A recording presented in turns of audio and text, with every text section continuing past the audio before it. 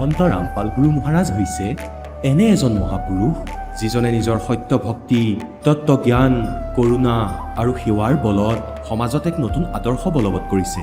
সন্ত ৰামপাল গুৰু মহাৰাজৰ নেতৃত্বত তেওঁৰ সকলো সৎলোক আশ্ৰমে কৰা বিস্ময়কৰ সমাজ কল্যাণমূলক কামে সমাজখনক সোণালী ভৱিষ্যতৰ এক নতুন আশা দেখুৱাইছে। সন্ত ৰামপাল গুৰু মহাৰাজৰ পৰা নাম দীক্ষা গ্ৰহণ কৰাৰ পিছত লাখ লাখ লোকৰ কৰ্কট ৰোগ, এইডছ আদি দুৰাৰোগ্য ৰোগ নিৰাময় হ'ল। সন্তজনাৰ জ্ঞানৰ পৰা অনুপ্ৰাণিত হৈ তেওঁৰ অনুগামীসকলে লাখ লাখ ইউনিট ৰক্তদান কৰে। সন্তজনাই লাখ লাখ ভগ্নী কন্যাৰ যৌতুকমুক্ত বিয়াৰ আয়োজন কৰালে। সন্তজনাই লাখ লাখ মানুহক ড্ৰাগছ আসক্তিৰ পৰা মুক্ত কৰিলে। কোটি কোটি ধ্বংসপ্ৰাপ্ত পৰিয়াল শান্তিত লাগিল। সন্তজনাৰ আশ্ৰমত সমাৱেশৰ সময়ত বিনামূলীয়া চকুৰ চিকিৎসা আৰু দন্ত চিকিৎসাৰ ব্যৱস্থা কৰা হয়। সন্ত ৰামপাল গুৰু মহাৰাজৰ দ্বাৰা পৰিৱেশ সুৰক্ষাৰ উদ্দেশ্যে সময়ে সময়ে বৃহৎ পৰিসৰত বৃক্ষৰোপণ কৰা হয়। সন্তজনাই আৰ্তজনক তাৎক্ষণিক সকাহ দিবলৈ এম্বুলেন্স সেৱা আৰম্ভ কৰিছে। সন্তজনাই তেওঁৰ অনুগামীসকলক তেওঁলোকৰ শৰীৰ দান কৰিবলৈ অনুপ্ৰাণিত কৰে, যাতে মানৱতাৰ সেৱা আৰু চিকিৎসা ক্ষেত্ৰত উন্নতি কৰিব পৰা যায়। সন্ত ৰামপাল গুৰু মহাৰাজৰ সকলো আশ্ৰমত প্ৰতিদিনে বিনামূলীয়া ধৰ্মভোজৰ আয়োজন কৰা হয়, য'ত প্ৰতিবাৰেই প্ৰতিটো জাতি, প্ৰতিটো ধৰ্মৰ মানুহে একেলগে বহি ভোজন কৰে।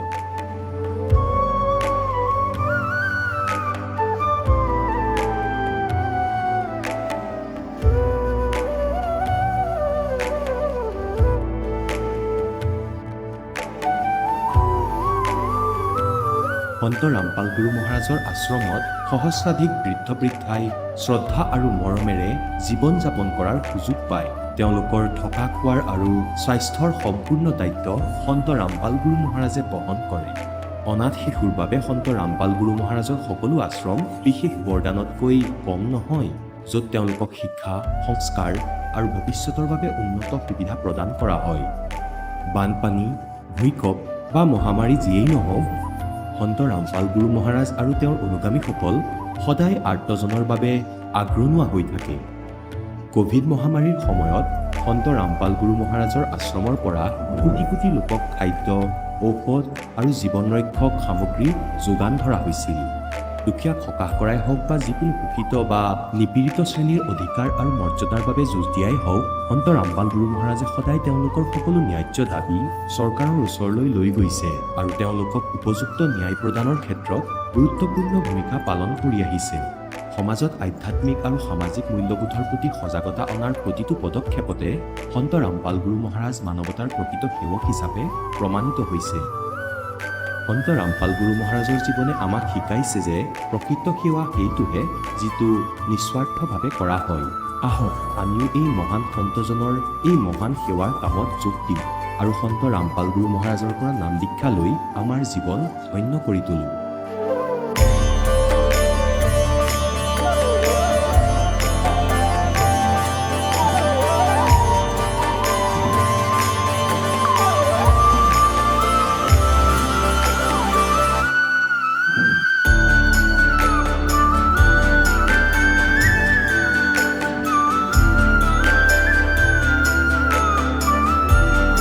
আপোনালোকক পৰিয়ালৰ সৈতে সৎলোক আশ্ৰমলৈ আন্তৰিকতাৰে আমন্ত্ৰণ জনোৱা হয়।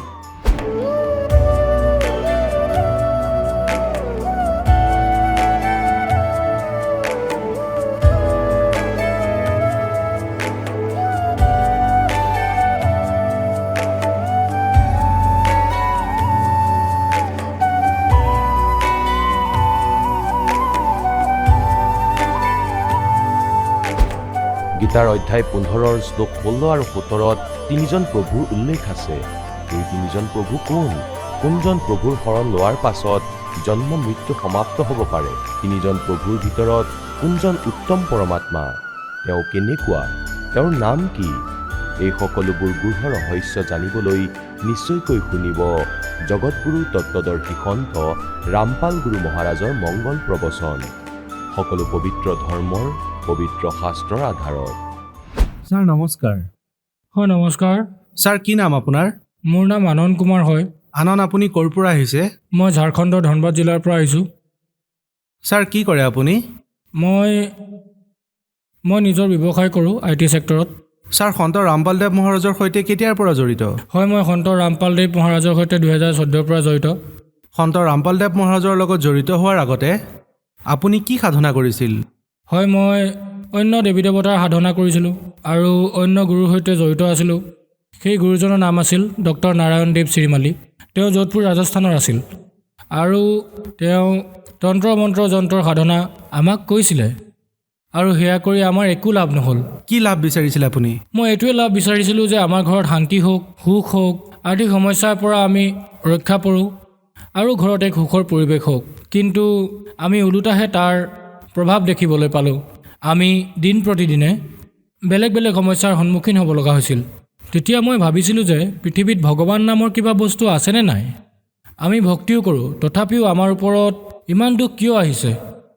তেন্তে সন্ত ৰামপালদেৱ মহাৰাজৰ শৰণলৈ কিয় আহিলে? হয়, যিটো ব্যৱসায় মই কৰিছিলোঁ তাতে মোৰ কলিগছ আছিলে। তেওঁৰ জগদীশ নাম আছিল। এবাৰ মই তেওঁক লগ কৰিবলৈ গৈছিলোঁ। তেতিয়া তেওঁ ক'লে যে ভাই, এইখন পৃথিৱী আমি থকাৰ যোগ্য নহয়। ইয়াতকৈ বেলেগ পৃথিৱী আছে, সেয়া হতলোক। যেতিয়া মই এইবোৰ কথা প্ৰথমবাৰ শুনিছিলোঁ তেতিয়া মোৰ লাগিছিল যে সেই মানুহজন সঁচাকৈ পাগলেই হৈছে আৰু মোকো পাগল বনাই আছে। মই অহাৰ সময়ত মোক এখন কিতাপ দিলে। কিতাপখনৰ নাম আছিল জ্ঞান গংগা। যেতিয়া তেওঁ মোক কিতাপখন দিলে, এই কিতাপখন পঢ়ি মইনো কিয় পাগল হওঁ? মই সেই কিতাপখন বেলেগ এজন মোৰ বন্ধুক দি দিলোঁ। আৰু সেইদিনা যেতিয়া মই ঘৰলৈ আহিলোঁ তেতিয়া মই মোৰ দেউতাক ক'লোঁ যে তেওঁক লগ পাইছিলোঁ জগদীশক। তেতিয়া তেওঁ কৈ আছিলে যে এইখন পৃথিৱী আমি থকাৰ যোগ্য নহয়, এইখনতকৈ আৰু বেলেগ পৃথিৱীও আছে য'লৈ আমি যাব লাগিব, তাৰ ভক্তি কিবা বেলেগ। তেতিয়া দেউতাই সুধিলে যে তেওঁ কিবা দিছিল নেকি? তেতিয়া মই ক'লোঁ যে হয়, মোক এখন কিতাপ দিছিল, কিন্তু সেইখন কিতাপ মই নল'লোঁ। মই লৈ সেইখন বেলেগক দি দিলোঁ। তেতিয়া দেউতাই সুধিলে যে তুমি কি সেই বিষয়ে কিবা তথ্য পাইছা নেকি? তেতিয়া মই ক'লোঁ যে হয়, তেওঁ কিবা কৈ আছিলে যে সন্ত ৰামপালদেৱ মহাৰাজ নামৰ এজনৰ জ্ঞান গংগা নামৰ কিতাপ আছে। তেতিয়া মই যেতিয়া দেউতাক সেই কিতাপখনৰ বিষয়ে ক'লোঁ তেতিয়া দেউতাই ঘৰত ইণ্টাৰনেটত চাৰ্চ কৰিলে জগতগুৰু সন্ত ৰামপালদেৱ মহাৰাজ। তেতিয়া তেওঁ ভিডিঅ'বোৰ যেতিয়া চালে তেতিয়া আমি বহুত আচৰিত হৈ গ'লোঁ যে এনেকুৱাও হ'ব পাৰে নেকি? যি ভক্তি, যি সাধনা আমি আজিলৈকে কৰি আহিছোঁ, সেই সকলোবোৰ সাধনা আমি শাস্ত্ৰৰ বিৰুদ্ধেই কৰি আছিলোঁ। তেতিয়া দেউতাই সুধিলে যে সেই কিতাপখন কেনেকৈ পাম? তেতিয়া মই আকৌ যিজনে কিতাপখন দিছিল তেওঁক কণ্টেক্ট কৰিলোঁ। তেতিয়া তেওঁ ক'লে যে আৰু এখন কিতাপ বাকী আছে বাৰু, আপুনি আহি লৈ যাব। মই তেওঁক কণ্টেক্ট কৰিলোঁ আৰু তেওঁৰ পৰা সেই কিতাপখন ল'লোঁ। তাৰপিছত দেউতাই সেইখন ঘৰলৈ আনি পঢ়িলে। দেউতাই সেইখন পঢ়ি জ্ঞানখিনি বুজিলে আৰু তেওঁ বৰবালালৈ গৈ সন্ত ৰামপালদেৱ মহাৰাজৰ পৰা নাম উপদেশ লৈ ভক্তি আৰম্ভ কৰিলে। ছাৰ, সন্ত ৰামপালদেৱ মহাৰাজৰ পৰা নাম দীক্ষা লোৱাৰ পিছত আপুনি সেই লাভ পালেনে যি লাভ বিচাৰিছিলে? যোধপুৰত আপুনি যি মহাৰাজৰ সৈতে জড়িত আছিলে? হয়, একেবাৰে। মোৰ দেউতাই নাম দীক্ষা লোৱাৰ পাছত এই যে ভক্তি আৰম্ভ কৰিলে, তেতিয়া তেওঁ শাৰীৰিক লাভ পোৱা আৰম্ভ কৰিলে। কাৰণ মোৰ দেউতাৰ ডায়েবেটিছ, ছুগাৰ বুলি যাক কয়, যাৰ কোনো চিকিৎসা নাই গোটেই পৃথিৱীত, আৰু ছুগাৰৰ লগে লগে তেওঁৰ হাৰ্টৰ প্ৰব্লেম আহি গৈছিল, ভাল্ভ এটা জাম হৈ গৈছিলে। কিন্তু ছুগাৰৰ চিকিৎসাটো আছে, ইয়াৰ বাবে বহুত ট্ৰিটমেণ্ট এভেইলেবল আছেতো হস্পিটেলত? নাই, গোটেই পৃথিৱীত ছুগাৰৰ কোনো পাৰ্মানেণ্ট চিকিৎসা নাই যে ইমান দিনলৈ ঔষধ খোৱা তাৰপিছত আৰু ঔষধৰ প্ৰয়োজন নহয়। এনেকুৱা চিকিৎসা আমি আজিলৈকে পোৱা নাই। গতিকে গুৰুদেৱৰ ভক্তি যেতিয়া তেওঁ আৰম্ভ কৰিলে তেতিয়া তেওঁ শাৰীৰিক লাভ পোৱা আৰম্ভ কৰিলে। কিন্তু মই এই জ্ঞানত বিশ্বাস কৰা নাছিলোঁ, কিয়নো মই মনেৰে সদায় এইটোৱে ভাবি আহিছিলোঁ যে এইটো সত্য হয় জানো? গুৰুদেৱে যে ভিডিঅ'ৰ মাধ্যমেৰে কয় যে ব্ৰহ্মা বিষ্ণু মহেশ্বৰৰো জন্ম আৰু মৃত্যু হয়, তেওঁলোক নাশবান হয়। গতিকে আমি গীতা প্ৰেছ গোৰখপুৰৰ এখন কিতাপ তেওঁলোকৰ দোকানৰ পৰা গৈ কিনি আনিলোঁ, শ্ৰীমদ ভাগৱত গীতা। আৰু আমি ভাবিলোঁ যে সন্ত ৰামপালদেৱ মহাৰাজে নিশ্চয় কিবা নহয় কিবা হেৰফেৰ কৰি অথবা কিবা এডিটিং কৰি তেওঁ কৈ আছে কিতাপৰ মাধ্যমেৰে। যদি এইটো সঁচা হ'ল হয়, আমি যে অন্য গুৰুৰ সৈতে য'ত আমি জড়িত হৈ আছিলোঁ তেওঁলোকে কি সত্যতা জনা নাছিল? অথবা অন্য যিবোৰ ঋষিমুনি আছে তেওঁলোকে কি নাজানিছিল যে ব্ৰহ্মা বিষ্ণুৰ জন্ম আৰু মৃত্যুও হয়, তেওঁলোক নাশবান হয়? যেতিয়া আমি সেই কিতাপখন সন্ত ৰামপালদেৱ মহাৰাজে যে কৈ আছিলে টিভিত তেতিয়া আমি কিতাপখন মাৰ্কেটৰ পৰা আনি শ্ৰীমদ ভাগৱত গীতা প্ৰেছ গোৰখপুৰৰ তেতিয়া আমি সেইখন মিলাই চালোঁ।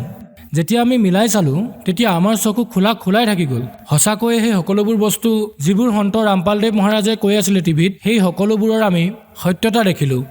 আৰু দেখিয়ে মোৰ মনলৈ আহিব ধৰিলে যে গুৰুদেৱে এই নিজজনৰ ওপৰতো যেন দয়া কৰে, মোৰ ওপৰতো যাতে নাম দীক্ষাৰ দয়া হওক। গতিকে মই আগষ্ট 2014 সন্ত ৰামপালদেৱ মহাৰাজৰ আশ্ৰম বৰবালাত জিলা হিছাৰ হাৰিয়ানালৈ গ'লোঁ আৰু মই তাৰ পৰা নাম দীক্ষা লৈ আহিলোঁ। ছাৰ, আপুনি কি লাভ পালে সন্ত ৰামপালদেৱ মহাৰাজৰ পৰা নাম দীক্ষা লোৱাৰ পিছত? আটাইতকৈ ডাঙৰ লাভ এইটো পালোঁ যে আমাৰ আগতে যি জীৱন প্ৰণালী আছিল সেয়া মই বহুত মাংসহাৰী আছিলোঁ। এনেকুৱা দিন এটাও নাযায় যে আমাৰ ঘৰৰ ফ্ৰিজত কণী নাথাকে অথবা মাছ মাংস বনোৱা নাথাকে। আমাৰ ইমান অভ্যাস হৈ গৈছিল মাছ মাংসৰ যে আমি এনেকুৱাও দিন আছিলে যে আমি যি জীৱিত মুৰ্গী থাকে তাক ঘৰলৈ লৈ গৈ কাটি মাৰি ৰান্ধি খাইছিলোঁ। আৰু কেতিয়াবা এনেকুৱাও হয়, আমি যিহেতু ঝাৰখণ্ডৰ বাসিন্দা, গতিকে ঝাৰখণ্ডত বেলেগ বেলেগ উৎসৱত বলিৰ প্ৰথা চলি আহিছে। গতিকে আমি যি ইয়াত পূজাৰ নামত যি বলি দিছিলোঁ, তাত বলি দিয়াৰ পিছত আমি সেই ছাগলীৰ মাংসখিনি কাটি আমি খাইছিলোঁ। গতিকে মই এটা ৰাক্য খাইছিলোঁ আগতে। সন্ত ৰামপালদেৱ মহাৰাজৰ শৰণলৈ অহাৰ পাছত আমি এটা মানুহলৈ ৰূপান্তৰ হ'লোঁ।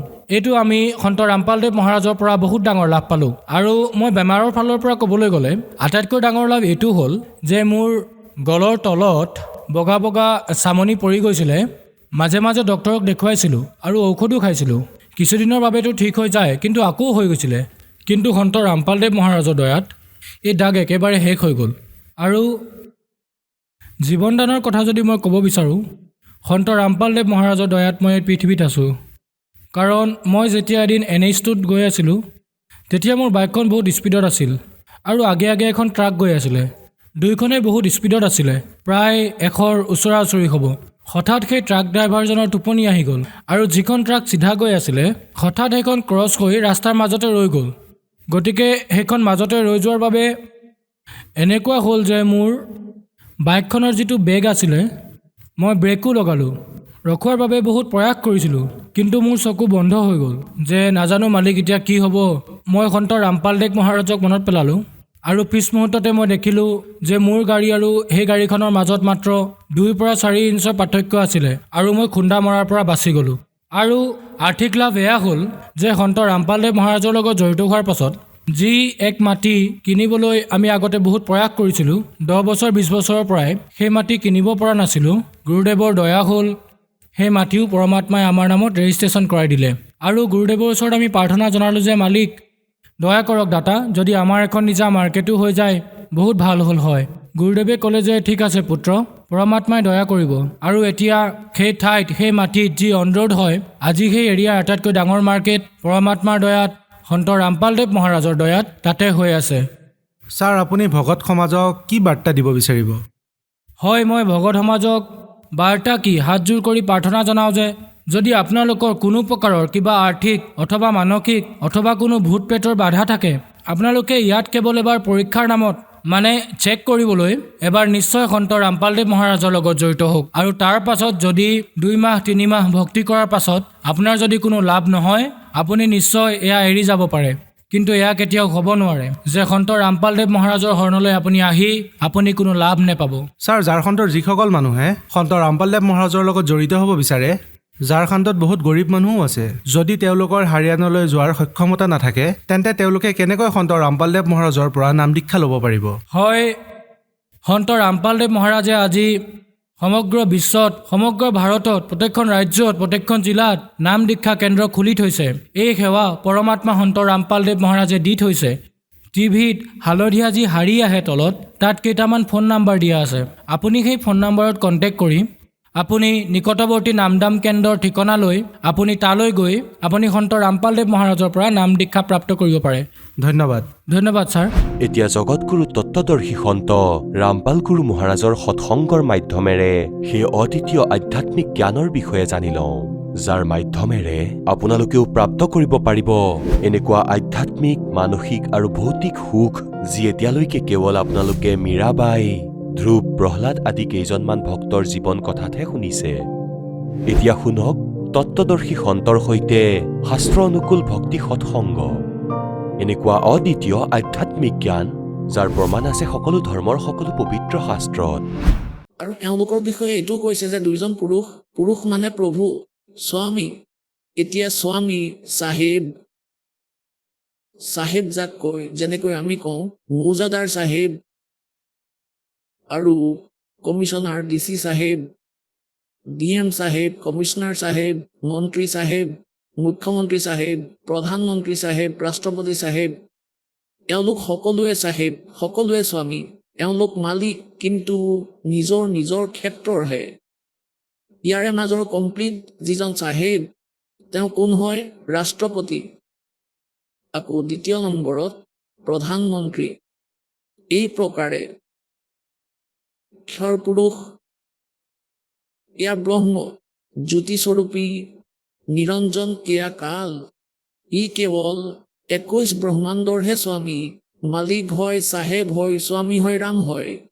ৰাম কোৱা, চাহেব কোৱা, গড কোৱা, আল্লাহ কোৱা, ৰব কোৱা, খুদা কোৱা, এয়া পৰমাত্মাৰেই সেই ভিন্ন ভাষাৰ সমাৰ্থক নাম। গতিকে এই দুইটা বিষয়ে কৈছে 15 নম্বৰ অধ্যায়ৰ 16 নম্বৰ শ্লোকত শ্ৰীমদ ভাগৱত গীতাত, যে ক্ষৰ পুৰুষ আৰু অক্ষৰ পুৰুষ, এই পৃথিৱী লোকত এই দুজন পুৰুষ আছে। আৰু এওঁলোকৰ অন্তৰ্গত যিমানবোৰ প্ৰাণী আহে 21 ব্ৰহ্মাণ্ডটো হয় ব্ৰহ্মৰ। আৰু 7 শংখ ব্ৰহ্মাণ্ড, নীল, পদ্ম, শংখ, এয়া কাউণ্টিং গণিতৰ নিয়মত। 7 শংখ ব্ৰহ্মাণ্ডৰ স্বামী অক্ষৰ পুৰুষ। এনেইতো অক্ষৰৰ অৰ্থ হ'ল অবিনাশী, কিন্তু এওঁ অবিনাশী নহয়, এওঁ চিৰস্থায়ী। সেইবাবে এওঁক অবিনাশী বুলি কোৱা হৈছে। কিন্তু বাস্তৱত অবিনাশী নহয়, কিয়নো ইয়াৰ পিছৰ মন্ত্ৰত 17 নম্বৰ মন্ত্ৰত গীতাত সেয়া স্পষ্ট হয়। ইয়াত কি কৈছে যে ক্ষৰ পুৰুষ আৰু অক্ষৰ পুৰুষ তথা ইয়াৰ অন্তৰ্গত যিমানবোৰ প্ৰাণী শৰীৰধাৰী এওঁলোক সকলোৱে নাশবান, ইনক্লুডিং ক্ষৰ পুৰুষ আৰু অক্ষৰ পুৰুষ।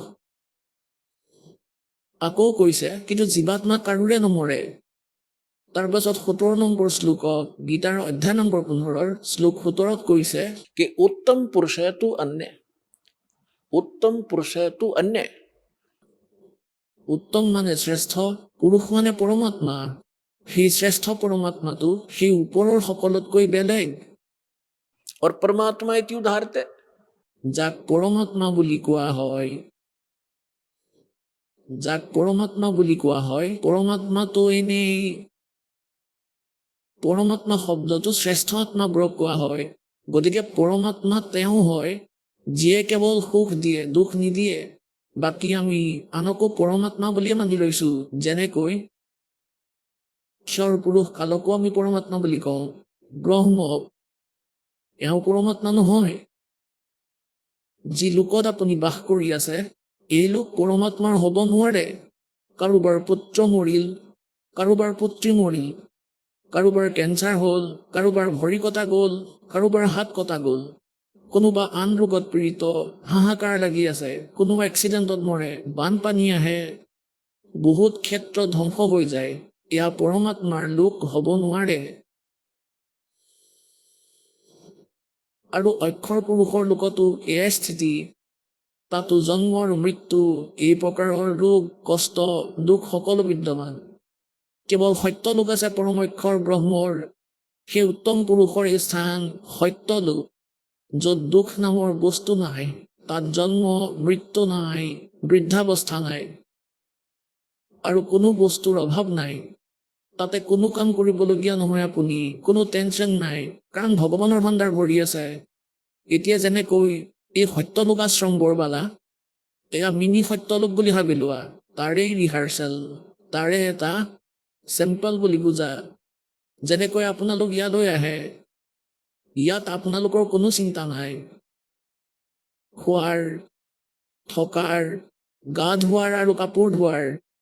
আপোনালোকেতো ইয়াত এসপ্তাহ ধৰি থাকে, 4 দিন থাকে, 10 দিন থাকে, বনাই থোৱা ভোজন পায়, পাৰি থোৱা মেট পাই যায়, ওপৰত ফেন চলি থাকে, গা ধোৱা, খোৱা, ভগৱানৰ ভজন কৰা, লাগিলে 10 দিনেই থাকা, আপোনাৰ কোনো টেনশ্যন নাথাকে। আৰু সত্যলোকৰ ভিতৰতো এনেকুৱা সুবিধাহে উপলব্ধ। এয়া কালৰ লোক ইয়াতো আমি ইমান সুবিধা উপলব্ধ কৰাব নোৱাৰোঁ পৰমাত্মাৰ সন্তানসকলক। তথাপিও আমাৰ যিমান সামৰ্থ্য সেয়া নিশ্চয় কৰোঁ। কাৰণ সত্যলোক আশ্ৰম বৰবালালৈ সাধাৰণ আত্মা আহিব নোৱাৰে। পৰমাত্মাৰ বিশেষ মৰমীয়াল আত্মাহে ইয়ালৈ আহিব পাৰে। লাগিলে দুখতেই থাকক, লাগিলে সুখতেই থাকক, ইয়াতে সুখী কৰিব। সেইবাবে আমি চেষ্টা কৰোঁ এওঁলোকৰ যাতে কোনো কষ্ট নহয়। আমিতো দাস সেই পৰম পিতাৰ, আৰু আপোনালোক হ'ল সেই সমৰ্থবানৰ সন্তান। তথাপিও আপোনালোকৰ বাবে বহুত চেষ্টা কৰোঁ, যিমানখিনি আমাৰ সামৰ্থ্য আছে, যাতে এওঁলোকৰ কোনো প্ৰকাৰৰ কষ্ট নহয়। গতিকে কোৱাৰ ভাৱ এইটো যে যিমান সময় ইয়াত ব্যয় কৰিব, আপোনাৰ এই সময় এক বেলেগ ধৰণৰেই হ'ব। ইয়াৰ পৰা যোৱাৰ পাছত দেখিব, আশ্ৰমৰ পৰা ওলোৱাৰ পাছত কিমান টেনচন এয়া পৰি ধৰে। এইটো কৰিব লাগিব, সেইটো কৰিব লাগিব, এইটো ল'ব, সেইটো দিব লাগিব, এনেকুৱা কৰিলেই। গতিকে যেতিয়াৰ পৰা আমি সত্যলোকৰ পৰা ওলাইছোঁ, আমাৰ লগত এই বেমাৰ তেতিয়াৰ পৰাই আছে। এতিয়া আমি তালৈয়ে যাব লাগিব, য'ত কোনো অভাৱ নাই। তাত ফল থকা চিৰসেউজ বৃক্ষ আছে, বিভিন্ন ফল আছে। যেনেকৈ জংঘলত আপোনালোকে দেখিছে বিভিন্ন ফলৰ গছ থাকে। আগৰ দিনৰ সময়ত বহুত বেছি ফল থকা বৃক্ষ আছিলে। ক'ৰবাত কিবা লাগি আছে, ক'ৰবাত কিবা ফল লাগি আছে, সেইবোৰ ছিঙি বহি বহি খোৱা আৰামেৰে। গতিকে তাত সত্যলোকত আপোনাৰ একো কাম নাথাকে আৰু সকলো বস্তুৱেই উপলব্ধ। গতিকে কোৱাৰ ভাৱ এইটো যে সেই সত্যলোক হ'ল পৰম পিতা পৰমাত্মাৰ, আৰু সেই ভগৱান পৰমাত্মা। এতিয়া ইয়াত কৈছে रमता राम जपोरे प्राणी, अब तो सुन ले राम कहानी। এতিয়া আমি ৰাম শব্দৰ পৰা আগতে আমি আমাৰ বুদ্ধি কোনফালে নিছিলোঁ। শ্ৰীৰামচন্দ্ৰদেৱ চন অফ ৰাজা দশৰথ, অযোধ্যাৰ ৰজা। যেতিয়া ৰাম শব্দটো আমাৰ মনত আহিছিল, আমাৰ ধৰ্মগুৰুসকলে এনেকুৱা বেয়া ধৰণে ফিট কৰি দিছিল যে ৰাম নাম আহিলেই সেই ধনুকাৰ লৈ থকা ৰামচন্দ্ৰকে দেখা পাইছিলোঁ। চাওক, ৰামক বুজিব লাগিব আমি, ৰামৰ ডেফিনেশ্যন বুজিব লাগিব। এতিয়া আপোনাক কৈছিলোঁ যে যেনেকৈ মৌজাদ আৰু চাহেব হয়, কমিশনাৰ আৰু চাহেব, এওঁলোক সকলোৱে চাহেব। মন্ত্ৰী, মুখ্যমন্ত্ৰী, পদবী, প্ৰধানমন্ত্ৰী, মুখ্যমন্ত্ৰী সকলো চাহেব। কিন্তু এওঁলোক নিজৰ নিজৰ স্তৰৰহে চাহেব। আৰু ইয়াৰে মাজৰ যিজন সমৰ্থবান চাহেব, তেওঁ ৰাষ্ট্ৰপতি, প্ৰধানমন্ত্ৰী হয়। এই প্ৰকাৰে ৰামচন্দ্ৰদেৱ এওঁক শ্ৰী বিষ্ণু বুলি বুজা, শতগুণ বিষ্ণু। আৰু বিষ্ণুদেৱৰ কিমান ৰাম আছে, কিমান মালিক আছে, কিমান পুৰুষ আছে, কিমান প্ৰভু আছে, কিমান দেৱ আছে। এওঁ কেৱল এজন শতগুণ প্ৰধান পৰমাত্মা, শতগুণ প্ৰধান ভগৱান ৰাম হয়, ৰাম হয়ে এওঁ। আৰু কেৱল এখন ব্ৰহ্মাণ্ড, 3খন লোকত এই বিভাগৰ মন্ত্ৰী এওঁলোক। শতগুণ বিভাগৰ মিনিষ্টাৰ পৃথিৱী লোকত, স্বৰ্গ লোকত আৰু তলত পাতাল লোকত, কেৱল 3 লোকত নিজৰ এই বিভাগৰ স্বামী ৰাম ব্ৰহ্মাদেৱ ৰজগুণ বিভাগৰ মন্ত্ৰী হয়, মিনিষ্টাৰ হয়। আৰু এওঁৱেই এই 3 লোকৰ স্বামী, ৰাম, মালিক, পুৰুষ, প্ৰভু। আৰু শংকৰ ভগৱান তমগুণ বিভাগৰ মিনিষ্টাৰ হয়। এই প্ৰকাৰে 3 লোকৰে এওঁলোকৰ যি পিতৃক্ষৰ পুৰুষ ব্ৰহ্ম জ্যোতিস্বৰূপী নিৰঞ্জন, এওঁৰ 21খন ব্ৰহ্মাণ্ড আছে। এখন ব্ৰহ্মাণ্ড ধৰি লওক এটা প্ৰান্ত, আৰু এওঁ প্ৰত্যেক প্ৰান্তৰ মুখ্যমন্ত্ৰীৰ চিফ মিনিষ্টাৰৰ ৰোল কৰে। নিজৰ 3জন পুত্ৰক এওঁ প্ৰধানমন্ত্ৰী, মন্ত্ৰী বনাই থয়। মুখ্যমন্ত্ৰী, মুখ্য মানে ইয়াৰে মুখ্যমন্ত্ৰী নহয়, মানে অন্য যেনে আৰু দেৱতা আছে, যেনেকৈ পানীৰ দেৱতা বৰুণ আৰু ধনৰ দেৱতা কুবেৰ। এনেকৈ বেলেগ বেলেগ যি আৰু দেৱতা আছে, সূৰ্য পোহৰৰ দেৱতা ভগৱান, প্ৰভু। সূৰ্যই জুইৰ শিখা নহয়, এজন দেৱতা আছে যিয়ে পোহৰৰ উৎসবোৰৰ স্বামী। যেনেকৈ বিজুলীৰ মন্ত্ৰী থাকে, বিদ্যুতৰ মন্ত্ৰী, বিদ্যুৎ মন্ত্ৰী তেওঁ কোনো পাথৰৰ নহয়, তেওঁৰ কোনো বিজুলী জিলিকি নাথাকে, তেওঁ এজন মানুহেই হয়, তেওঁৰ কণ্ট্ৰলত কেৱল বিজুলীৰ বিভাগটোহে থাকে। এই প্ৰকাৰে সূৰ্যদেৱ তেওঁ নহয়। যি সূৰ্য উজলি আছে এইবোৰৰ ওপৰত কণ্ট্ৰলাৰ আছে, সকলো সূৰ্যৰ ওপৰত। ব্ৰহ্মাণ্ডতো কেইবাটা সূৰ্য আছে, এটা নহয়। আৰু এনেকুৱা বহুত পোহৰৰ উৎস আছে চন্দ্ৰৰ দৰে, গতিকে এইবোৰ সকলোৰে কণ্ট্ৰলাৰ তেওঁ। এনেকৈ গতিকে কোৱাৰ ভাৱ এইটো যে এওঁ কেৱল 21খন ব্ৰহ্মাণ্ডৰ স্বামী, ক্ষৰ পুৰুষ, আৰু অক্ষৰ পুৰুষ 21 ব্ৰহ্মাণ্ড, 7 সংখ্য ব্ৰহ্মাণ্ডৰ ৰাম, 7 সংখ্য ব্ৰহ্মাণ্ডৰ স্বামী, মালিক, আৰু পৰম অক্ষৰ ব্ৰহ্ম, পূৰ্ণ পৰমাত্মা, উত্তম পুৰুষ কোনো আন। এই যি কবিৰদেৱ আছে পৰম অক্ষৰ ব্ৰহ্ম, তেওঁ অসংখ্য ব্ৰহ্মাণ্ডৰ ৰাম, মালিক, স্বামী। গতিকে কি কৈছে? रमता राम जपो रे प्राणी, अब तो सुन ले राम कहानी। कच्छ मच्छ कूरम ना होते, धौल धरनी नहीं ध्यानी। चंद सूरज दो दीपक ना थे पवन और पानी। भाई कच्छ मच्छ ये कूरम ना होते, धौल धरनी नहीं ध्यानी। चंद सूरज दो दीपक ना नहीं थे पवन और पानी। ब्रह्मा विष्णु महेश नहीं होते, नहीं लक्ष्मी नहीं गौरज रानी। सावतरी नहीं सनकादिक तब होते अलख बिनानी। পুণ্যাত্মাসকল আপোনালোকক দাসে কৈছিলে যে পৰমাত্মাই ভাল আত্মাবোৰক লগ কৰে, এয়া তেওঁৰ বিধান। আৰু তেওঁ সত্য লোকত থাকে, তাৰ পৰা গতি কৰি আহে, ভাল আত্মাবোৰক লগ কৰে আৰু নিজৰ মহিমা নিজেই নিজৰ অমৃতবাণীৰ দ্বাৰা কৈ কৈ উচ্চ স্বৰত কবিতাৰ মাধ্যমেৰে, দোহাৰ মাধ্যমেৰে, শব্দাৱলীৰ মাধ্যমেৰে এজন কবিৰ দৰে আচৰণ কৰি তেওঁ নিজৰ জ্ঞান প্ৰচাৰ কৰে। আৰু তেওঁ প্ৰচাৰ কৰা জ্ঞান সন্তই সেই প্ৰকাৰে সেই পৰমাত্মাৰ মহিমা শুনায়। গতিকে পৰমাত্মাই কয়, चारों युग में मेरे संत पुकारे, कोक कहा हम हेल रे। हीरे माणिक मोती बरसे, ये जग चुगता ढेल रे। পৰমাত্মাই 600 বছৰ আগতে নিজে আহি কৈ গৈছিল নিজৰ অমৃত বাণীত, কবিৰ বাণীত, যে চাৰিওটা যুগতে মই আহোঁ আৰু মৰমীয়াল আত্মাবোৰক এই যথাৰ্থ জ্ঞান শুনাওঁ। আৰু সিহঁতে মোৰ পৰা প্ৰাপ্ত জ্ঞান আৰু মোৰ সৈতে পৰিচিত মহাপুৰুষ সন্তই এই জ্ঞান আগলৈ প্ৰচাৰ কৰে, ঢোল বজাই বজাই ঠায়ে ঠায়ে গৈ সৎসংগ কৰে। গতিকে কি কয়? চাৰিওটা যুগতে পৰমাত্মা আহে। सतयुग में सत सुकृत कह टेरा, त्रेता नाम मुनिंदर मेरा।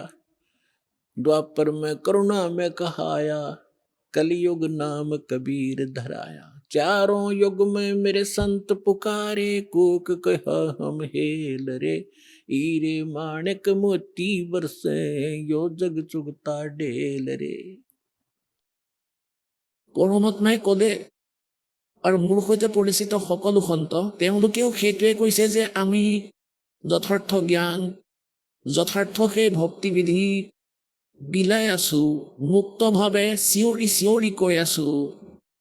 আপোনালোকে মোৰ এই জ্ঞান নুশুনি যি মই সত্য সাধনাৰূপী আৰু সত্য জ্ঞানৰূপী হীৰা আৰু মুকুতা আপোনাৰ ওপৰত বৰষাই আছো, আপোনালোকৰ সন্মুখত দি আছো, আপোনালোকে আওকাণ কৰি গুচি যায় আৰু আপোনালোকে আন উপাসনা কৰে। অন্য দেৱতাসকলৰ যি শাস্ত্ৰবিধি ত্যাগ কৰি মনৰ মতে কৰা আচৰণ, যাৰ বিষয়ে শ্ৰীমদ ভাগৱত গীতাৰ অধ্যায় নম্বৰ 16 শ্লোক 23 আৰু 24 কোৱা হৈছে যে যিয়ে শাস্ত্ৰবিধি ত্যাগ কৰি মনৰ মতে আচৰণ কৰে, অৰ্জুন, সিহঁতৰ না কোনো সুখ হয়, না সিহঁতে সিদ্ধি পায়, না সিহঁতৰ কোনো গতি হয় ব্যৰ্থ, ইউজলেছ। সেইবাবে তোমাৰ বাবে অৰ্জুন, কৰ্তব্য আৰু অকৰ্তব্যৰ ব্যৱস্থাত কোনবোৰ সাধনা কৰিব লাগে, কি ভক্তি কৰিব লাগে আৰু কৰিব নালাগে, তাৰ বাবে সদগ্ৰন্থকে প্ৰমাণ বুলি মানিবা। কাৰো লোকবেদ বা দন্তকথাৰ ওপৰত বিশ্বাস নকৰিবা। গতিকে যিমান পৰমাত্মাই কৈছিলে যে তোমালোকৰ যি ধৰ্মগুৰু কবিৰ পৰমেশ্বৰে কৈছিলে তোমালোকৰ যিমানবোৰ ধৰ্মগুৰু আছে ভুল জ্ঞান প্ৰচাৰ কৰি আছে, তোমালোকক সৎভক্তিৰ বিষয়ে ক'ব পৰা নাই। আৰু মই সৎভক্তিৰ কথা কৈ আছো, কিন্তু তোমালোকে আওকাণ কৰি সেই সাধনা কৰি আছা যিয়ে তোমালোকক না সুখ দিব পাৰে, না তোমাৰ ভৱিষ্যতত আহিবলগীয়া বিপদবোৰক বাধা দিব পাৰে। আপোনালোকৰ ভাগ্যত, আপোনালোকৰ কপালত যি লিখা আছে, আপোনাৰ কষ্ট তাৰ নিবাৰণ কৰিব নোৱাৰে। গতিকে আপোনালোক ভ্ৰমি আছে, শিল পাথৰ একত্ৰিত কৰি আছে, সেইবোৰক হীৰা মুকতা বুলি ভাবি। সেয়া ডাঙৰ ভুল। এই শিল পাথৰবোৰ যেতিয়া আপুনি মূৰত লৈ যেতিয়া আগবাঢ়িব খুজিব আৰু য'ত ইয়াৰ মূল্য নিৰ্ধাৰণ হ'ব, তেতিয়া আপুনি গম পাব যে আপুনি শিল পাথৰ লৈ আহিছে, ৰত্ন বিচাৰিয়ে নাপালে। গতিকে কি কয়, चारों युग में मेरे संत पुकारे, कोक कहा हम हेल रे। हीरे माणिक मोती बरसे, ये जग चुगता ढेल रे। যে আমি সত্য সাধনা সৎভক্তিৰূপী হীৰা মুকুতা আপোনাৰ ওপৰত বৰষাই আছো, তথাপি আপোনালোকে শিল পাথৰ আন উপাসনা কৰাতহে লাগি আছে। সেই দেৱী দেৱতাসকলৰ পূজা কৰে যিয়ে কেতিয়াও আপোনাক সুখ দিব নোৱাৰে, তেওঁলোকেই সুখী নহয়। সকলোৰে সময় অস্থায়ী, সকলোৱে নাশবান। মূৰে কপালে হাত দি আছে, সমৰ্থবানৰ চৰণত আহিহে আপুনি সুখী হ'ব পাৰিব। समर्थ का शरणाग हो, रंग होरी हो, वाई कदे न हो एकाज राम रंग होरी हो।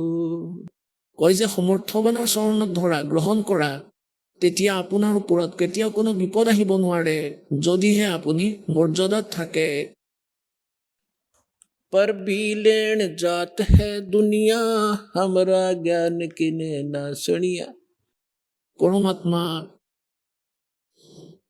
কিমান দুখত কৈছে যে তোমালোকে স্নান কৰিবলৈ যোৱা তালৈ, ক'ৰবাত যদি কুম্ভৰ মেলা হয়, নদীত পুখুৰীত য'ত গাধৈও গা নুধুৱে, কোনেও নাখায় তাৰ পানী, তাতে গা ধুই তুমি নিজৰ কল্যাণ হ'ব বুলি ভাবা। তোমাতকৈ আগত তাত মাছ ভেকুলী সকলোৱে বিদ্যমান হৈ থাকে, সিহঁতৰতো মুক্তি নহয়।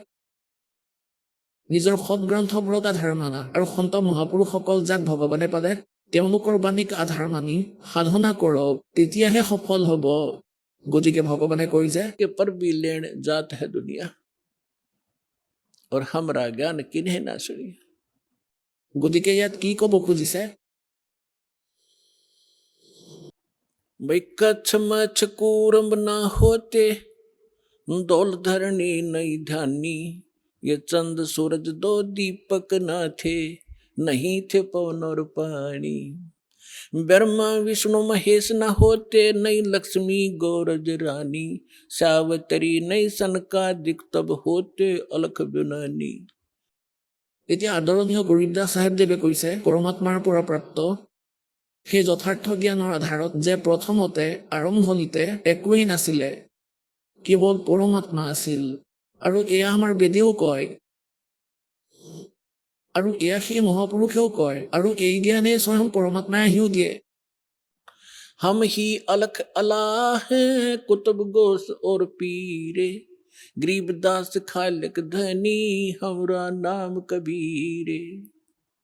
ए स्वामी सृष्टा में सृष्टि हमारे तीरे। दास गरीब ऊपर बसूं, अधर बसूं, अवगत सत्य कबीरे। পৰমাত্মা স্বয়ঙে নিজৰ মহিমা কৰাৰ চেষ্টা কৰিছিল, কিন্তু আমি ইমানেই বালক, আমি পৰমাত্মাক চিনি নাপালো, কাৰণ আমাক বাল বুদ্ধি বনাই দিলে এই অজ্ঞানী সন্ত মহন্ত মণ্ডলেশ্বৰ গুৰুসকলে। এতিয়া পুণ্যাত্মাসকল ভগৱানে আপোনালোকক প্ৰথমতে শিক্ষিত কৰিলে, তাৰপিছত এই জ্ঞানক আপোনালোকলৈ পঠিয়ালে। এতিয়া আপোনালোক যিসকল ইয়ালৈ আহিছে, যিকোনো ধৰ্ম জাতিৰ, আপোনালোকে যেতিয়া প্ৰথমতে এই জ্ঞান শুনিছিলে তেতিয়া বেয়া লাগিছিল চাগে, কিন্তু আজি কেনেকুৱা লাগিছে যে হে ভগৱান, পৃথিৱীত যদি কিবা জ্ঞান আছে তেন্তে এয়াই, বাকী সকলো অজ্ঞানতা। গতিকে কালে ইমান অজ্ঞানতা ভৰাই দিছে পৰমাত্মাৰ সন্তানসকলৰ ভিতৰত, যাৰ বাবে জ্ঞানৰ পৰা আঁতৰি আছে, বিৰোধিতা কৰে, নিজৰ জীৱন নাশ কৰে। সেইবাবে পৰমাত্মাই আপোনালোকক শিক্ষিত কৰিলে। আজি বৃদ্ধৰ পৰা বালকলৈ সকলোৰে আখৰৰ জ্ঞান আছে। এতিয়া ধৰি লওক কোনো এজন বৃদ্ধই যদি পঢ়া নাই, তেন্তে তেওঁৰ নাতিপুতি আৰু তেওঁৰ পুত্ৰ সকলোৱে শিক্ষিত। গতিকে সিহঁতে বুজাব যে পিতৃ এনেকুৱা নহয়, এইটোৱে হয়, গীতাৰ লগত মিলালো, তেতিয়া মানিব। সেইবাবে মালিকে এই সময় চিলেক্ট কৰিছে যে যেতিয়া মধ্য প্ৰজন্ম আহিব আৰু যেতিয়া কলিযুগৰ 5505 বছৰ অতিক্ৰম হ'ব, তেতিয়া এই জ্ঞান আমি ঢোল পিটি পিটি প্ৰচাৰ কৰিম আৰু সকলোবোৰ সন্তান মোৰ শৰণলৈ আহিব, সকলোৰে মুক্তি হ'ব। সমগ্ৰ বিশ্বৰে সন্তান পৰমাত্মাৰে সন্তান, লাগিলে কোনো হিন্দুৱে হওক, মুছলমান হওক, শিখ হওক, ইছাইয়ে হওক, আমি এজন পিতৃৰে সন্তান, ফলতে বেলেগ বেলেগ হলো। আমি জ্ঞান শুদ্ধকৈ নোপোৱাৰ বাবে বেলেগ বেলেগ হলো। পৰমাত্মাৰ আদেশ, এই জ্ঞান শুনি পিছত সকলোৱে আকৌ এক হ'ব আৰু সকলোৰে মুক্তি হ'ব। এতিয়া পুণ্যাত্মাসকল, আপোনালোকক কথা শুনাও। পৰমাত্মা যেনেকৈ পৰমাত্মাৰ মহিমা বেদত লিখা আছে, আৰু বিশেষকৈ এনেতো সমগ্ৰ বিশ্বই বেদৰ জ্ঞানক অৱজ্ঞা কৰিব নোৱাৰে। কেৱল এটাহে পন্থ আছে, আৰু সেই পন্থৰ যি ব্ৰাঞ্চ আছে সেয়াই নিজৰ মনৰ বুদ্ধিৰ বাবে এনেকৈ কয় যে আমি বেদ আৰু গীতাক নামানো। আমাৰ গুৰুসকলৰ জ্ঞানটো বেদ আৰু গীতাতকৈ ওপৰত। যেতিয়া দাসে সেই পন্থৰ মানে ৰাধাস্বামী পন্থৰ প্ৰৱৰ্তক শ্ৰী শিৱদয়াল দেৱ মহাৰাজ, আগ্ৰাৰ বাসিন্দা, যিজনক ৰাধাস্বামী পন্থ চলোৱাজন বুলি কোৱা হয়, যি এওঁলোকৰ মুখিয়াল, তেওঁৰ জ্ঞান পঢ়িলোঁ। তাৰপিছত বেদত চালোঁ, সন্ত মহাপুৰুষৰ বাণী চালোঁ, তেওঁতো ক খও নাজানে, আধ্যাত্মিক মাৰ্গৰ। আৰু তেওঁৰ অনুগামীসকলে কয় যে আমি বেদ আৰু গীতা নামানো, আমাৰ জ্ঞানটো ইয়াতকৈ ওপৰত। তাৰে নমুনা কেইবাবাৰো দেখুৱাইছোঁ, আকৌ দেখুৱাম।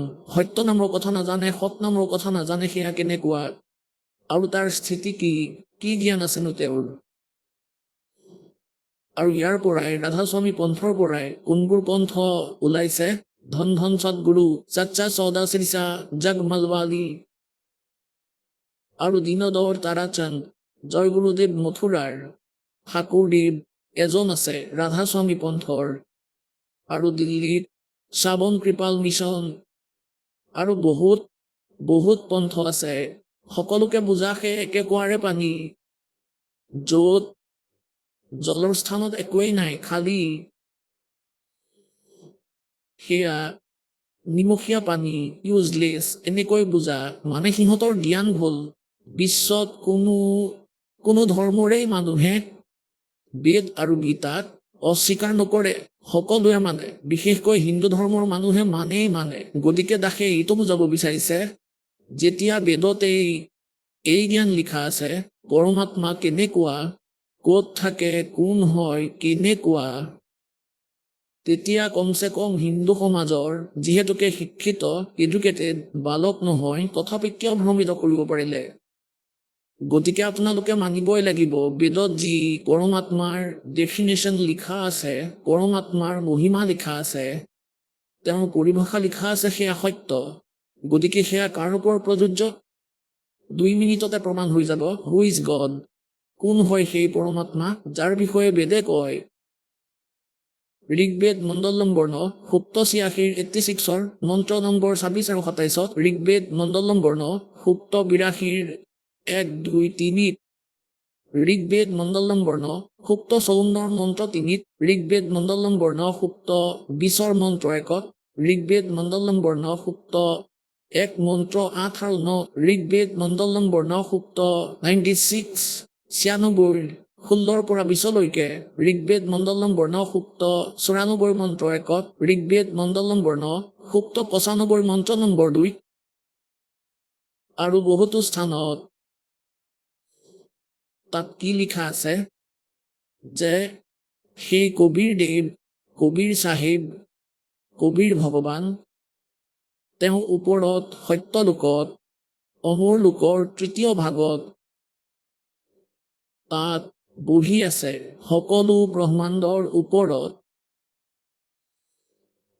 भवनो सर्व भवनो তিষ্ঠতি, সকলো ব্ৰহ্মাণ্ডৰ সকলো ভৱনৰ ওপৰত বিৰাজমান আৰু তাত সিংহাসনত বহি আছে যেনেকৈ ৰজাই বহে, ৰজাৰ সমান দেখাত মনুষ্য সদৃশ, আৰু তাৰ পৰা গতি কৰি আহে ভাল আত্মা যি দৃঢ় ভকত হয়, তেওঁলোকক লগ কৰে, তেওঁলোকক তত্ত্বজ্ঞানৰ সৈতে পৰিচিত কৰায়, আৰু সেই পৰমাত্মাই এজন কবিৰ দৰে আচৰণ কৰি এজন প্ৰসিদ্ধ কবিৰো উপাধি প্ৰাপ্ত কৰে আৰু যথাৰ্থ স্থানলৈ গৈ উচ্চ স্বৰত গৰজি নিজৰ বাণী স্বয়ঙে থিয় হৈ কোৱা আৰম্ভ কৰে আৰু নিজৰ মহিমাৰ বাণী লোকোক্তিৰ মাধ্যমেৰে, দোহাৰ মাধ্যমেৰে, শব্দৰ মাধ্যমেৰে, বাণীৰ মাধ্যমেৰে তেওঁ কৈ গাই শুনায়, যি কাৰণে প্ৰসিদ্ধ কবিসকলৰ মাজতো এজন প্ৰসিদ্ধ কবি বুলি কোৱা হয়, কিন্তু তেওঁ ভগৱান হয়, তেওঁ সমৰ্থবান হয়। গতিকে কোৱালিটি কাৰ আছে? এয়াতো বেদেই ক'লে। আৰু আকৌ যে ভগৱান মনুষ্য সদৃশ হয়, তাৰ পৰা গতি কৰি আহে, তখ্তত বহি আছে, সিংহাসনত বহি আছে, আৰু যি মহাপুৰুষসকলৰ নাম এডাখে কৈছে, আকৌ এবাৰ নামবোৰ কৈছো, কাৰণ এনেকুৱা মহাপুৰুষৰ নাম বাৰে বাৰে ল'লে আমাৰ আত্মা শুদ্ধ হৈ যায়। আদৰণীয় ধৰ্মদাস চাহেবদেৱ, আদৰণীয় মুলুকদাস চাহেবদেৱ, আদৰণীয় নানক চাহেবদেৱ, আদৰণীয় দাদু চাহেবদেৱ, আদৰণীয় গৰীবদাস চাহেবদেৱ, গাঁও চুৰানি জিলা জাজ্জাৰ হাৰিয়ানাৰ, আদৰণীয় ঘিচাদাস চাহেবদেৱ, গাঁও খেখৰা জিলা বাগপুৰ উত্তৰ প্ৰদেশৰ জন, আদৰণীয় স্বামী ৰামানন্দ দেৱ, কাশীৰ জন। এতিয়া পুণ্যাত্মাসকল, দাসে যিসকল মহাপুৰুষৰ নাম লৈছে, আপোনালোকে এনেকৈ নাভাবিব যে তেওঁলোক য'ত আছিলে তাত বৰ ভক্তি হৈছিলে চাগে, কোনোৱে একো নাজানিছিল। বহু ভকতে এইটো ভুলত গতা খাব গুচি গ'ল, কোনোবাই চুৰানি জিলালৈ গ'ল, আৰু তেওঁলোকৰ অৱস্থা বেয়া হ'ল, আকৌ উভতি আহিলে। গতিকে পুণ্যাত্মাসকল, আপোনালোকে আগতেও বহুত ভ্ৰমি ফুৰিলে, আৰু ভ্ৰমি নুফুৰিব, সেইবাবে দাসে আপোনালোকক সাৱধান কৰি দিছে। এই সন্ত মহাপুৰুষ আছে, কিন্তু তেওঁলোকেও সেই মহাপুৰুষসকলৰ এই জ্ঞানৰ সৈতে পৰিচিত নহয়। সেই মহাপুৰুষসকলে আকৌ সেইটোৱে ক'লে, কি ক'লে? যেনেকৈ নানক চাহেবদেৱে ক'লে, ধৰমদাস চাহেবদেৱেতো বহুত লিখি থৈছে, সমগ্ৰ কবিৰ সাগৰ লিখিছে ভগৱান কবিৰ চাহেবৰ বিষয়ে। তেওঁ পূৰ্ণ পৰমাত্মা, মই সত্যলোকত গৈ দেখিলো, তাত সিংহাসনত বিৰাজমান আছিল, তাত বৰ তেজোময় শৰীৰ আছিল তেওঁৰ, তেওঁক আকৌ ইয়াত মথুৰাত পালো, আকৌ আহি, কিন্তু ইয়াত তেওঁৰ উজ্জ্বলতা ইমান নাছিলে যিমান সত্যলোকত আছিলে। গতিকে এয়া গৰীবদাস চাহেবদেৱেও কয়, के तेज पुंज अन्य दे धरकर इस विध हमको भेंटी। সৰল তেজপুঞ্জৰ শৰীৰ বনাই প্ৰভুৱে। এয়া বেদেও কয় যে তেওঁ নিজৰ শৰীৰ সৰল কৰি সেই পৰমাত্মাই ইয়াত প্ৰকট হয়, আহে ভাল আত্মাবোৰক লগ কৰে। গতিকে তেওঁ কি কৈছে যে যেনেকৈ ধৰ্মদাসদেৱে ক'লে, आज मोहे दर्शन दियो जी कबीर, आज मोहे दर्शन दियो जी कबीर, सतलोक से चल कर आए, सतलोक से चल कर आए, काटन काल की जंजीर, आज मोहे दर्शन दियो जी कबीर, आज मोहे दर्शन दियो जी कबीर। নানক চাহেবদেৱে কৈছে, মুলুকদাস চাহেবদেৱে কৈছে, जपो रे मन परमेश्वर नाम कबीर, जपो रे मन साहेब नाम कबीर। एक समय गुरु बंसी बजाई कालंदरी के तीर, एक समय गुरु बंसी बजाई कालंदरी के तीर, सुर नर मुनि जन सब थकत बहे हुआ, रुक गया दरिया नीर, जपो रे मन साहेब नाम कबीर। दोनों दिन का झगड़ा ठन गया, टोहा न पाया शरीर, जयपुरे मन साहेब नाम कबीर। আহক আমি এতিয়া সেই শ্ৰদ্ধালুসকলৰ অনুভৱবোৰ জানো যিসকলে জগতগুৰু তত্ত্বদৰ্শী সন্ত ৰামপাল গুৰু মহাৰাজৰ পৰা দীক্ষা প্ৰাপ্ত কৰিছে তথা তেওঁ কোৱা ভক্তি মাৰ্গ এওঁলোকে অৱলম্বন কৰি আছে। নমস্কাৰ, নমস্কাৰ, আপোনাৰ শুভ নামটো?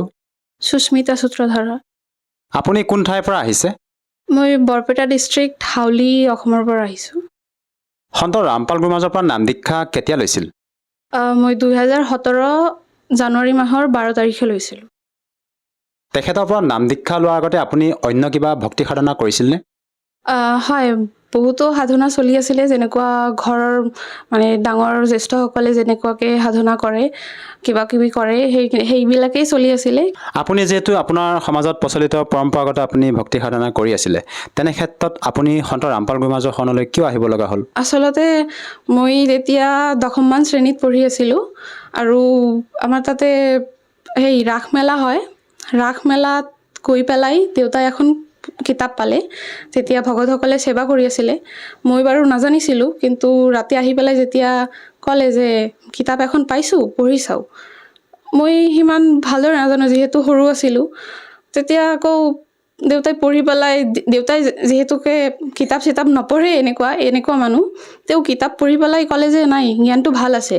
আকৌ সাধনা টিভিৰ খোজ পালে, মানে সাধনা চেনেলত আমাৰ গুৰুজী সৎসং দিয়ে এতিয়া, তেতিয়া ক'লে যে ভাল জ্ঞান বুজাইছে, ইয়াৰ পৰা নম্বৰ পাত লোৱাচোন। নম্বৰ লোৱাৰ পিছত তাতে কল কৰিলোঁ।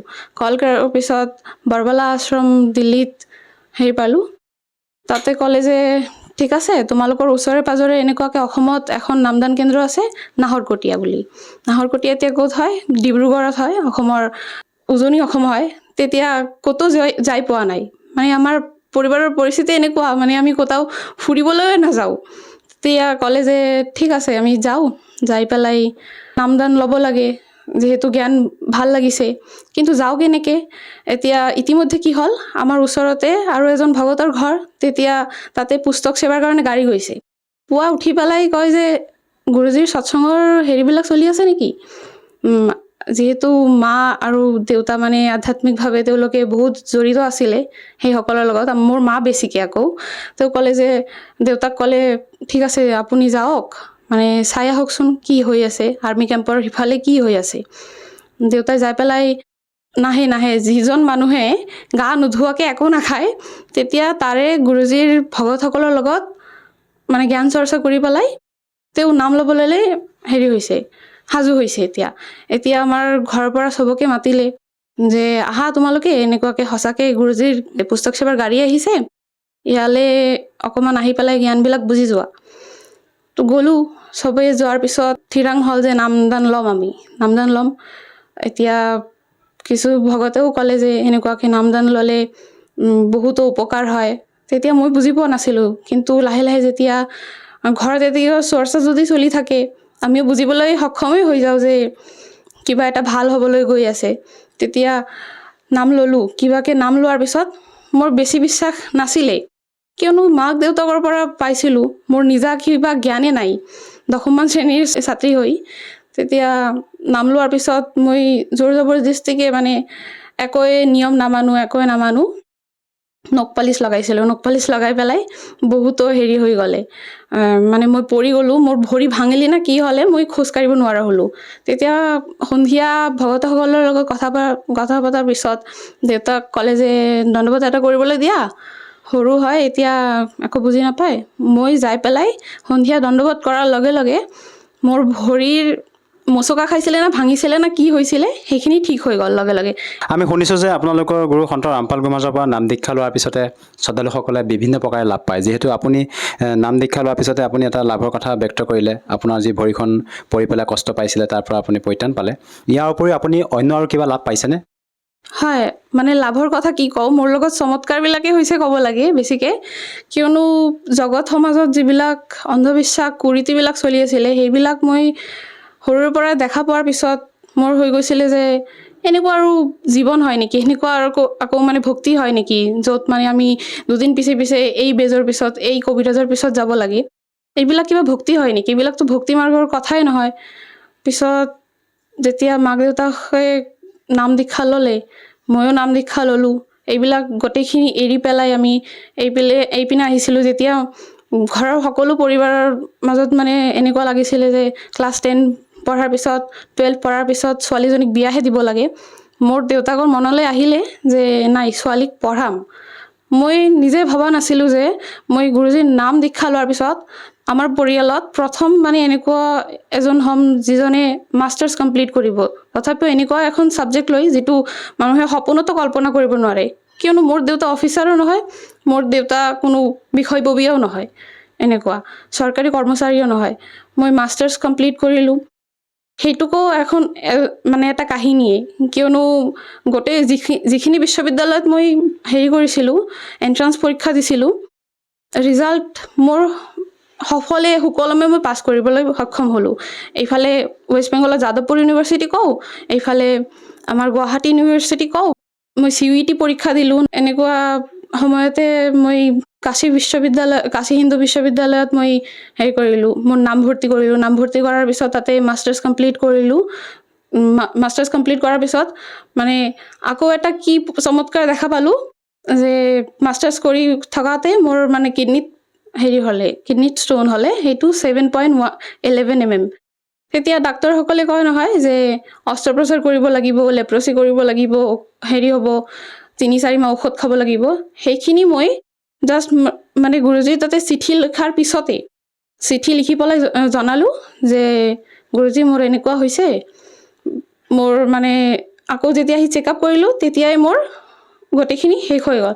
মানে 7.11 mm পাথৰ এখন মানে ষ্ট'নখিনি গলিবলৈ কিমান সময় লাগে, কিন্তু মোৰ বেছি সময় নালাগিলে। 30 দিনমানহে ঔষধ খাইছিলোঁ। তাৰপিছত মই একেবাৰে পৰিত্ৰাণ পাই গ'লোঁ। তাৰপিছত আকৌ এটা চমৎকাৰ হ'ল কি, মই নেট পৰীক্ষা মানে আমাৰ শিক্ষিত সমাজে সকলোৱে জানে যে মাষ্টাৰ্ছ কৰাৰ পিছত যদি প্ৰফেচাৰ হ'ব লাগে বা কিবা হ'ব লাগে, তেতিয়া ইউনিভাৰ্চিটিত চাকৰি পাবলৈ হ'লে বা কিবা পাবলৈ হ'লে, PhDত এডমিশ্যন ল'বলৈ হ'লে নেটৰ দৰকাৰ হয়। মই পৰীক্ষা দিছিলোঁ, কিন্তু সফল হোৱা নাই। গুৰুজীৰ তাতে আৰ্জি লগাই পেলাই মই এবাৰ যেতিয়া পৰীক্ষা দিলোঁ, তেতিয়া মই নেটত সুকলমে পাছ কৰিলোঁ, সেইটোও ভাল নম্বৰ লৈ। এইটো গোটেইখিনি গুৰুজীৰ চমৎকাৰে হয়। মই লাভৰ কথা কি ক'ম, মোৰ আধ্যাত্মিক লাভো বহুত, কিয়নো মোক্ষ প্ৰাপ্তিৰ ৰাস্তাখিনি পাইছোঁ আমি সমাজৰ যি কুৰীতি সেইখিনি এৰিবলৈ পাইছোঁ। যিহেতু অসমৰ পৰা মই আহিছোঁ, তো অসমত এনেকুৱা কি হয়, উজনি অসম কওঁ বা নামনি অসম কওঁ, তেতিয়া আমাৰ হৈ যায় যে এই অন্ধবিশ্বাস, কুৰীতি, ডাইনী প্ৰথা এইবিলাক চলিয়ে থাকে। এইখিনিৰ পৰা মই পৰিত্ৰাণ পাইছোঁ। আপুনি যিহেতু জনালে যে আপুনি সন্ত ৰামপাল গুৰুমাজৰ পৰা নাম দীক্ষা লোৱাৰ পিছতে আপুনি শিক্ষাৰ দিশতো বিভিন্ন প্ৰকাৰে লাভ পাইছে। লগতে আপোনাৰ কিডনীত যি পাথৰ থকাৰ কথা ক'লে, আপুনি সেই পাথৰ 7.11 mm যিটো পাথৰ আছিলে, সেই পাথৰটো সন্ত ৰামপাল গুৰুমাজৰ পৰা দীক্ষা লোৱাৰ পিছতে ঠিক হৈছে বুলি আপুনি ব্যক্ত কৰিছে।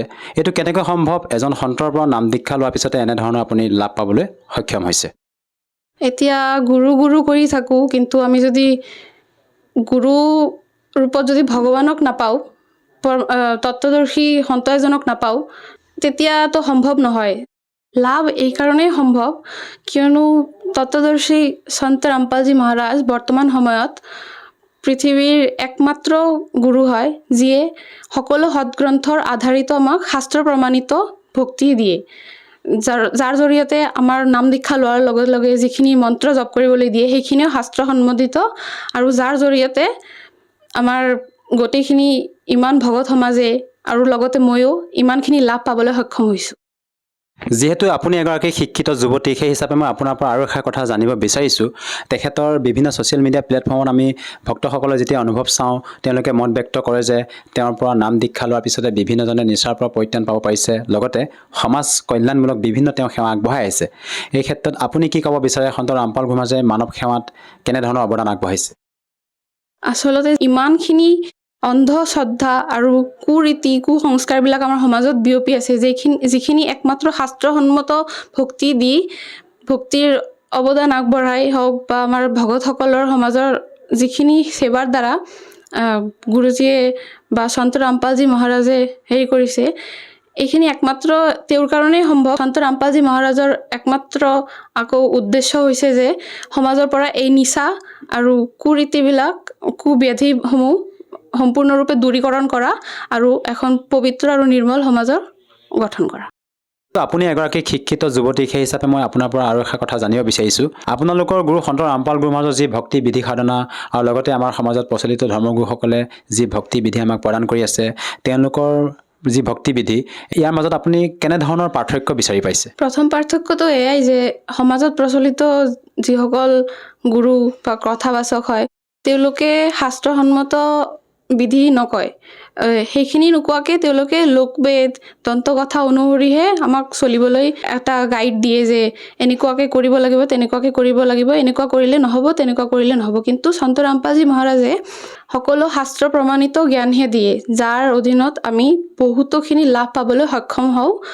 যিদৰে মই শিক্ষা সমাজৰ লগত জড়িত, তেওঁলোকে কি কৰে যে বিশ্ববিদ্যালয় হওক বা বিদ্যালয়ত হওক, তেতিয়া বহুতোখিনি জ্ঞান দিয়ে যিখিনি একমাত্ৰ কিতাপৰ আধাৰিতহে, গ্ৰন্থ আধাৰিতহে জ্ঞান দিয়ে, যাৰ ফলতে আমি পৰীক্ষাত উত্তীৰ্ণহে হ'ব পাৰোঁ। আৰু যেতিয়া আমি আউট অফ চিলেবাছ গৈ পেলাই যদি পঢ়োঁ, বিনা গ্ৰন্থে যদি পঢ়োঁ, এজন শিক্ষকে যদি শিকায়, তেতিয়া গোটেইখিনি চিলেবাছ খেলমেল হৈ যাব আৰু আমি পৰীক্ষাত পাছেই কৰিব নোৱাৰিম। এনেকুৱা হৈছে যে সন্ত ৰামপালজী মহাৰাজ হৈছে আমাৰ মুখ্য শিক্ষক, যিয়ে আমাক শাস্ত্ৰ বা গ্ৰন্থ অনুসৰিহে, পবিত্ৰ গ্ৰন্থসমূহৰ পৰা জ্ঞান উলিয়াই আমাক এটা ভক্তিৰ মাৰ্গ দেখাইছে। আৰু আন গুৰুসকলে আউট অফ চিলেবাছ গৈ পেলাইহে আমাক জ্ঞান দিয়ে, যাৰ ফলত তেওঁলোকৰ অধীনত থকা সময়ত যেতিয়া আমি ভক্তিসমূহ কৰিছিলোঁ, লাভ পাবলৈ সক্ষম হোৱা নাছিলোঁ। কিন্তু সন্ত ৰামপালজী মহাৰাজৰ শৰণাগত হৈ আমি বহুতো ধৰণৰ আধ্যাত্মিক হওক, শাৰীৰিক হওক, মই শিক্ষাৰ দিশত হওক, বহুতোখিনি লাভ পাবলৈ সক্ষম হৈছোঁ।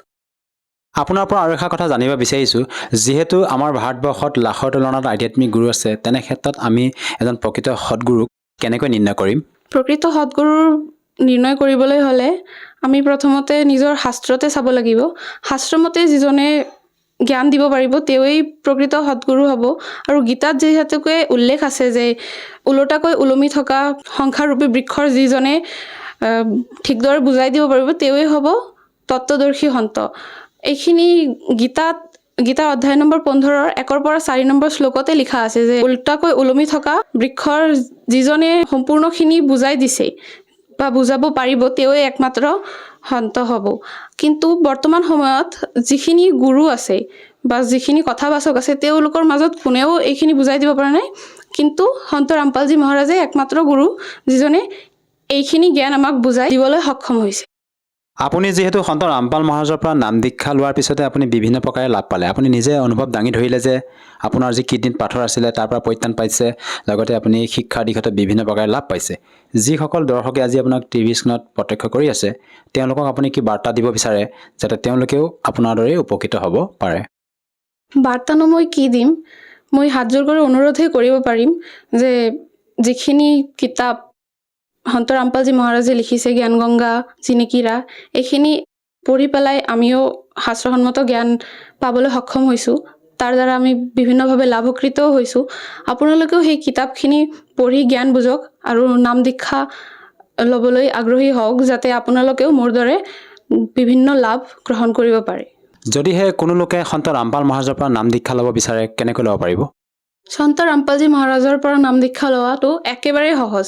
বৰ্তমান যেতিয়া আমাৰ হাতত ফোন আছে, ঘৰত টিভিও চলি থাকে, বিভিন্ন ছ'চিয়েল মিডিয়া প্লেটফৰ্মত আমি নিজৰ একাউণ্টো বনাই ৰাখিছোঁ, তেতিয়া এই বৰ্তমান সময়ত আমি যদি চাৰ্চ কৰি দিওঁ যে সন্ত ৰামপালজী মহাৰাজ, তেতিয়া কি হ'ব যে সন্ত ৰামপালজী মহাৰাজৰ নানান বিষয়ত সৎসং আছে আৰু কিছুমান তাতে নম্বৰবিলাকো চলি থাকে।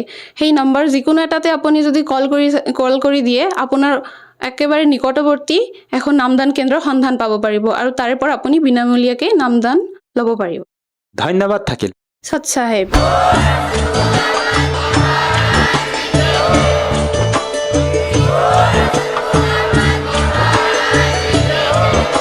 আপুনি শুনি আছিলে জগতগুৰু তত্ত্বদৰ্শী সন্ত ৰামপাল গুৰু মহাৰাজৰ মংগল প্ৰবচন। অধিক জানিবৰ বাবে ভিজিট কৰক www.jagatgururampalji.org। সন্ত ৰামপাল গুৰু মহাৰাজৰ শুভ আশীৰ্বাদত সমগ্ৰ বিশ্বতে 500তকৈ অধিক নাম দীক্ষা কেন্দ্ৰ আছে, য'ত সন্ত ৰামপাল গুৰু মহাৰাজৰ দ্বাৰা বিনামূলীয়াকৈ নাম দীক্ষা দি থকা হৈছে। আপোনাৰ ওচৰৰ নাম দীক্ষা কেন্দ্ৰৰ ঠিকনা জানিবলৈ সম্পৰ্ক কৰক 7082208528।